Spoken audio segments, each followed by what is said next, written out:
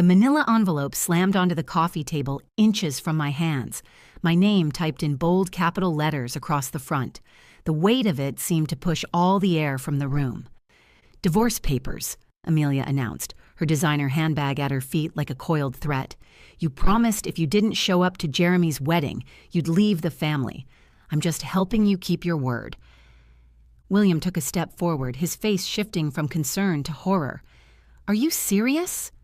"Mom, what is this?" The room tilted slightly as I tried to sit up straighter, my hospital bracelet still tight around my wrist, my body weak from 5 days of intravenous fluids and minimal food. The familiar scent of William's ginger lemon soup, made to help me recover, now mingled with the toxic cloud of his mother's expensive perfume. "She came to the hospital," I said quietly, meeting William's eyes. "2 days before the wedding. Barged into my room and told me to get dressed and show up, or else get out of your life." My name is Olivia. I'm 33 and a senior financial analyst. This is the story of how I reclaimed my marriage from the woman who thought it was hers to control. Our marriage wasn't traditional, but it worked perfectly. William had quit his marketing job before we married to do what he loved: cooking, caring for our home, volunteering at the food pantry. I brought home the salary while he brought home the warmth. We thrived in our roles, even if his mother couldn't or wouldn't understand it. Amelia's distaste for me was never the quiet, passive kind. It was pointed and public, a constant stream of criticism wrapped in a voice that could cut glass. "You work too much. What kind of wife doesn't cook for her husband? That blouse is too formal. Don't you own anything softer? My William used to love my meatloaf. Has he even had meatloaf since he married you?" William always tried to buffer it. "She just needs time," he'd say. "She's scared of being alone." But time only sharpened her criticisms. She viewed me as the thief who stole her obedient little boy, and it didn't matter that we were happy, only that I didn't fit her mold. When the invitation arrived for William's younger brother Jeremy's wedding, a weekend event at a mountain lodge 3 hours north of the city, I surprised everyone, even myself, by agreeing to take time off work. My sister Helen was stunned. "You're taking a weekend off?" Mark it in the history books. But 3 days before the wedding, I woke at 4 a.m. doubled over in pain.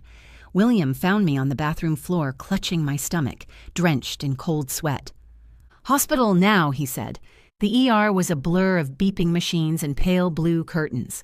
A CT scan confirmed it. Bleeding gastric ulcer, likely caused by the combination of my high-pressure job and the anxiety I'd been feeling about the upcoming weekend with Amelia. 5 days minimum in the hospital. No standing, no traveling. "I'll let everyone know," William said, squeezing my hand. "They'll understand. Just focus on getting better." I nodded. "Especially your mom. Please don't let her think I'm flaking." "I'll handle her," he promised. By the second day, the pain was manageable, but boredom wasn't. I asked William to bring my laptop, promising not to overdo it. Just emails, maybe a spreadsheet or two. I was halfway through editing a report when the door to my hospital room slammed open. Amelia stepped inside like she owned the place, dressed in a tailored coat, her handbag clutched like a gavel. Her eyes swept the room before settling on me, narrowing with calculated suspicion. "You look fine," she said flatly. "You're upright typing. What's the emergency?" "Amelia," I said, careful to keep my tone neutral. "What are you doing here?" "I came to remind you that the wedding starts at 2. We expect you there by noon tomorrow." My fingers involuntarily tightened around my IV line. "I'm not allowed to leave. William told you I was admitted, didn't he?" "He said some nonsense about an ulcer. You're clearly functional, so stop pretending." The monitor beside me beeped as my heart rate increased. "I'm not pretending. I'm on intravenous fluids. I can't even walk unassisted."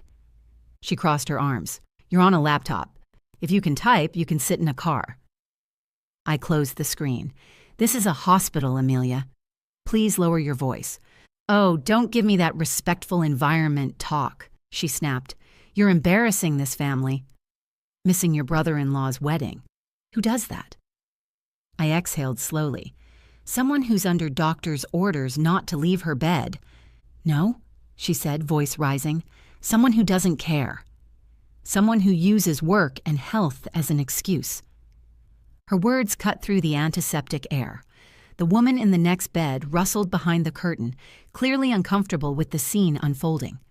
Amelia leaned closer, her voice dropping to a hiss. "If you don't come tomorrow, Olivia, don't bother coming back into this family. In fact, divorce William. If you can't respect family, you don't deserve him." My chest tightened. Not from pain this time, but rage. "Are you serious right now?" "Deadly." I pressed the nurse call button, never breaking eye contact. "What are you doing?" she demanded. "Getting you removed," I said calmly. "You're disturbing other patients." Seconds later, a nurse appeared. "Ma'am," the nurse said sternly to Amelia, "you'll need to leave immediately or I'll call security." Amelia scoffed. Unbelievable. But she backed off. With one final glare, she turned on her heel and stormed out. The door clicked shut behind her like a judge's gavel. I lay back on the pillow, heart racing, the fluorescent lights suddenly too bright, too harsh. I didn't cry, I didn't scream, I didn't even reach for my phone to text William. I could have told him everything, let the wedding implode under his mother's chaos, but I didn't, not because I was scared of what he'd say, but because I still believed he deserved peace. A weekend with his family, one day free of drama, even if that meant I had to bite my tongue in a hospital bed while his mother waged war on my marriage. Now, 3 days later, I was home. William had brought me back yesterday, the doctors satisfied with my recovery progress while he kept fussing over pillows and blankets. The divorce papers sitting in front of me confirmed what I'd always known. This wasn't over, not even close. Amelia must have gone straight to her lawyer after the hospital and then waited for William to tell her I was home. William's voice broke through my thoughts. "You want me to sign these?" "Mom, this is insane." Amelia folded her arms smug. She made a promise. If she didn't show up at Jeremy's wedding, she'd leave the family. "I never said that," I interrupted. "You did." "Same difference." William opened his mouth, but she spoke faster. I raised him. I was there for every scraped knee, every late-night fever. I built this man. You just moved in and took credit. I felt my pulse steady as I took the pen from the table. Something cold and certain settled in my stomach as I signed my name, the signature curving across the bottom of the page like a boundary drawn in permanent ink. I slid the papers forward. "There," I signed. "Now it's your turn." William blinked. "What?" "Not on paper. With words. Right here, right now. Not next week. Not after thinking it over." Amelia folded her arms. "He doesn't need to think. He's my son." The air in the room seemed to thicken as I turned to William. "I've never asked you to choose until now, but you can't keep trying to make peace between two people who are tearing you apart." He closed his eyes, breathing shallow. Amelia moved closer. "Sweetheart, don't do this. You know I only want the best for you." William opened his eyes. "And what if she is the best?" Amelia flinched as if he'd struck her. "You're not thinking clearly." "I am," he said, "for the first time." She looked shaken. Her voice trembled now. "She's turned you against your own mother." William looked at me, then at her, and said firmly, "No, you did that yourself." Amelia's face contorted with rage. She turned to me and snapped, "You've brainwashed him. He feeds you, cleans for you, serves you like a butler, and you, what do you even do? You sit back and let him carry everything like some entitled queen. You're a parasite." I felt my pulse steady. I looked her dead in the eye and replied without flinching, "No, Amelia. He doesn't feed me. I feed both of us." The silence after my words was thick and ringing. Amelia's mouth opened, but nothing came out. For the first time since I'd met her, she was at a loss. William left his job before we got married. It was his choice. He hated the corporate grind, the pressure, the stress. So I said, "Let me handle the finances, and you build the life around us." That was our deal. She was blinking rapidly now, as if trying to wake up from something. I went on, each word precise and measured. "For the last 3 years, I've paid the rent. The utilities, the groceries, the gifts you bragged about to your friends, the checks you thought were from him. That was me, Amelia. I budgeted for you like another household expense. Amelia's skin turned pale. But he sent money every month, she said, voice shaky, for gas and my HOA fees. Yes, because I gave him a line in our budget called Mom. William winced slightly but didn't argue. I paid your heating bill last winter. I covered your overdraft twice this year and the catering for Jeremy's rehearsal dinner. That charge went through on my card because your son asked me to help, and I did, quietly. Amelia looked down at her hands. The silence that followed was different this time, no longer tense, just defeated. You made me out to be a burden, a parasite, I said, but you've been eating from my table this whole time. William finally spoke. His voice was soft. I was going to tell you. I just didn't want to embarrass you. Amelia still didn't look at us. Her shoulders, always squared like armor, now sagged. I didn't know, she said quietly. I didn't realize, I said. That was the point. I never asked you to be grateful, just to be kind. She stared at the floor. Why didn't you say anything? I tilted my head. Would it have changed anything? Would you have treated me like family if you'd known I was paying your bills? Her silence was answer enough. William stepped toward her slowly. Mom, we've tried. But this can't continue. You've made Olivia feel like a guest in her own life, and I've let it happen. That stops today.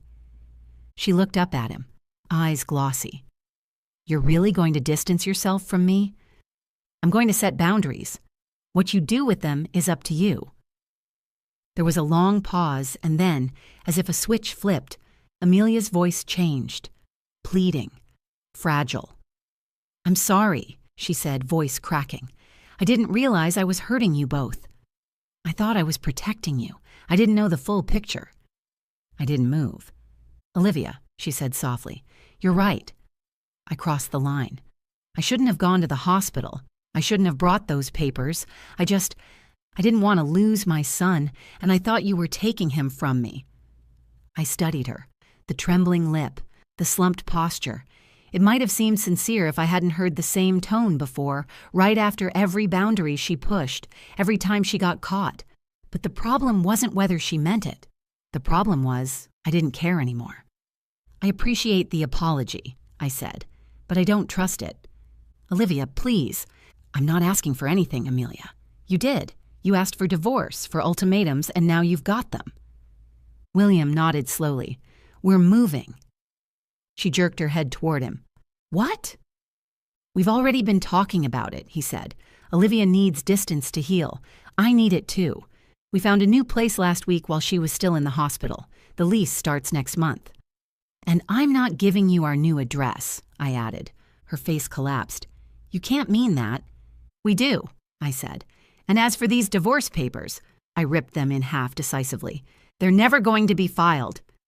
She stood suddenly like she might try to grab the papers or throw something or just disappear, but she didn't. She just looked around the room, taking in the reality. This wasn't her house. This wasn't her son's life. It was mine, ours, and she had no power here anymore. When you're ready to treat both of us with respect, William said, you can call.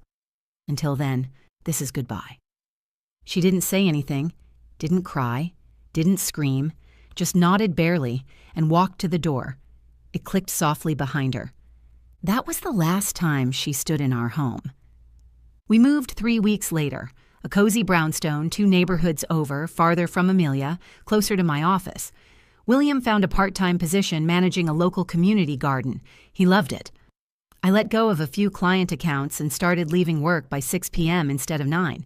We learned how to slow down together. My sister Helen came over with wine and snacks the first night and said, "So, that finally blew up, huh?" "I wouldn't call it an explosion," I replied, watching the sunset from our new kitchen window. "More like a surgical cut. No drama, no revenge, just release." As for Amelia, word got around that her other sons had also pulled away. Jeremy called us the week after his honeymoon to apologize for his mother's behavior at the hospital. William had finally told him everything, Turns out Jeremy's new wife didn't appreciate being shamed for not inviting Amelia to their honeymoon. And when she found out Amelia tried to end our marriage the same weekend, she stopped responding to her mother-in-law altogether. Last I heard, Amelia was still living in that too-big condo alone, sending carefully worded texts on holidays. William responded politely, but nothing more. Both Jeremy and their oldest brother, Mark, had reduced contact to occasional family gatherings, never one-on-one. She had spent so long trying to control her children that she forgot how to simply love them. And love, unlike guilt, is not a guarantee. Before you go, here's a quick bonus for sticking around. If you love learning and growing like I do, you need to try listening to stories. I've got an exclusive deal with a popular audio platform. Your first month is completely free. That's access to over 500,000 titles. Zero cost to you. All the details are waiting in the description. Don't miss this one.